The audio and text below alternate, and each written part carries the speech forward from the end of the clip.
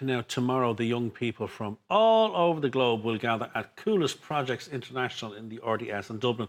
More than 1,000 children will be there showcasing their projects, giving young coders the opportunity to showcase their creativity, entrepreneurship, and technology skills. Yes, joining us now to tell us more is Harvey Conniff and Aisling Coop, two of the young innovators taking part in this year's event, and the coordinator of the event itself, Rosa Langhammer. Welcome to the show, guys. Good morning, folks. Thank you for joining us. Guys, we're going to get to your projects in a moment, but Rosa, tell us about the Coolest Projects initiative and what it's all about. Absolutely. So this is the 8th year of Coolest Projects. It's the biggest that it's ever been. So we're going to have 1,000 kids showcasing their technology projects.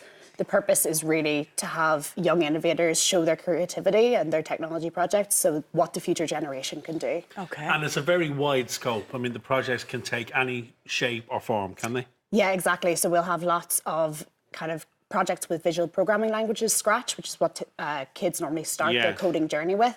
Then we'll have hardware projects, which Harvey's going to showcase today, websites, games, mobile apps, so everything within the scope of anything you can make with technology. It all comes back to coding. Coding is at the root of every project. Exactly, coding and kind of electronics. So it's really how do you use those concepts to make something real life and bring it to the world. Are we far away, Rosa, from this becoming part of the mainstream curriculum? Because this is, I was at a talk recently for my son who's starting secondary school in September, and one of the most important things that the principal said was that 65% of the jobs that these kids will have when they leave school don't exist yet.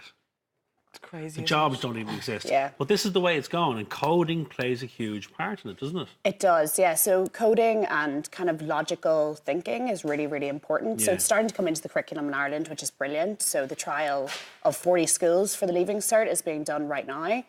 So we're kind of getting to the point where every young person will have the opportunity in Ireland to learn kind of how to code.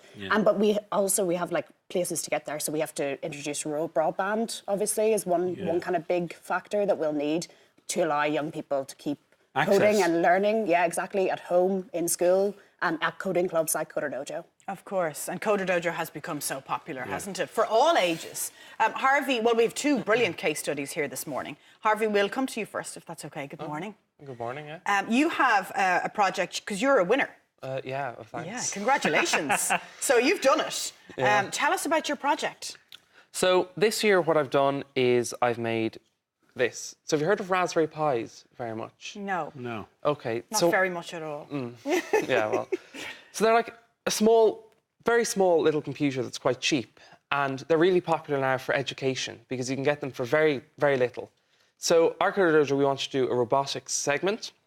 So I've made this add-on board, and it attaches to this small little computer, and then it lets you make robots like this driving car I have here. Okay. And the thing about this is it's very simple to wire, and it's cheap. So the example is with a Raspberry Pi for €5 and one of these for €5, and then just find an over remote control car, you can have a little self-driving car for €10, which is really, really, it makes it accessible to everyone. So you're programming it to do all sorts of things as well as drive? Yeah, so I'm making a platform for other people to sort of make their own, like, driving robots or arms or whatever. Because the idea is you can put that on anything that has wheels on it. Yes. So if you have any broken car at home, remote control car, this would bring it back to life. Yeah, and let you, like, program it and do lots of interesting things. How do you come up with this idea now? Well, I started working on this about a year ago when I was in TY for the Mini Company, and then I got busy with other things and I took a little break. And then a few months ago, I was just thinking about it more and I decided I'm going to start doing it again. Can you show us how it works, So Harvey? TY isn't a dossier anymore, apparently. No. No. You actually have to do stuff, Anna. Yeah. Like incredible, groundbreaking stuff. Yeah. Will you show us? Yeah, so... No pressure, Harvey. Yeah, Live TV, Harvey, what could I think this possibly guy go is wrong? well able, aren't you? well, hopefully. Well, there's power there. That's a good start. Yeah, so it takes about 30 seconds to start. Okay. So... But where do you start in terms of writing the code for something like that? Well, really, sort of, I think the main thing is the idea, really, rather than actually doing it. So I think I just sort of look at problems that I actually see. Like for this, we wanted to start robotics, and it was very expensive, and it's hard to get funds for things like this. And I thought, well, you could make a cheaper one. So I decided I would do it. And you did. Right, well, before that comes to life, let's have a quick chat to Aisling. Tell us Yeah. about your project, Aisling. My project is Girls Decode, so it's a fun platform game that aims to inspire girls to begin coding. And what better way to inspire girls to begin coding? Oh, we have movement. Hold on. Press pause, Aisling, for a moment. Right, what's happening here, Harvey? Well, it certainly has. Yeah, that's great. I'm going to get a stormtrooper in here to shoot it. That's cool. I can do this for It's hours. very fitting with our special guests this morning, It isn't is, it? isn't it? Pull the battery out. Right, pull the battery out, it'll stop. Right, my nerves are So gone you after that. activated this from here, Well, I just pushed the battery in and it starts itself and it up. starts itself. OK, brilliant. Sorry, Aisling. It's gone now, actually. What better way for girls to learn to code than? To inspire them by showing them cool role models, like famous women in tech that have already done things, like so that you could become like them. So that's why I made my game. So who are you looking to in terms of famous women in tech? Well, there's Ada Lovelace, there's Grace Hopper. And I think they're just really inspirational in what they've done and what they've achieved in terms of coding history. OK. Wowzers. Which one inspired you the most to actually do your project, and what's she doing? I think maybe Ada Lovelace, because she was the first one to. She's like kind of like original, like with the printing press. Okay. So you've designed this website. We can take a quick look at it and we can pop it up on the screen. Just talk us through it, Aisling. Where did the idea come from, first of all? Oh, so I was in Coder Dojo and I realised there are like a lot less girls than boys in my Coder Dojo. So I really wanted to change that because coding's for everyone and it's really amazing and fun. So I wanted to make a website raising awareness on girls for coding and hopefully inspire them to begin coding. So your website is all about encouraging other girls to join coding and Coder Dojo. And what did you find, that there was a lot of boys in your class and not so many girls? Yeah, there are only, at the time of when I made it, there were only a couple of girls and the rest were just boys. So Why is that, do you think?